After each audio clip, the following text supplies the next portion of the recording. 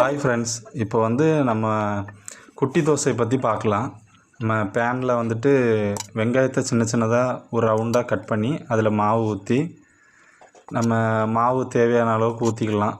உங்களுக்கு எப்படி வருதோ அந்த மாதிரி ஊற்றிக்கிங்க.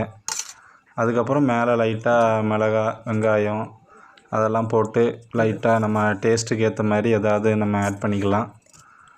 அதுக்கப்புறம் அதில் லைட்டாக ஆயில் சேர்த்துக்கலாம். நான் சேர்த்துருக்கேன், நீங்கள் வேணுன்னா ஆயில் சேர்த்துக்கங்க, இல்லைன்னா ஆயில் ஊற்ற வேண்டாம். அதுக்கப்புறம் அதை லைட்டாக அது கலர் மாறுறது வரைக்கும் லைட்டாக வேக விட்டுக்குங்க. அதுக்கப்புறம் அதை திருப்பி போடணும். திருப்பி போட்டு அது நல்லா மொறு மொறுன்னு அந்த கலரில் வர அளவுக்கு கலர் மாறுறது வரைக்கும் அதை திருப்பி போடணும்.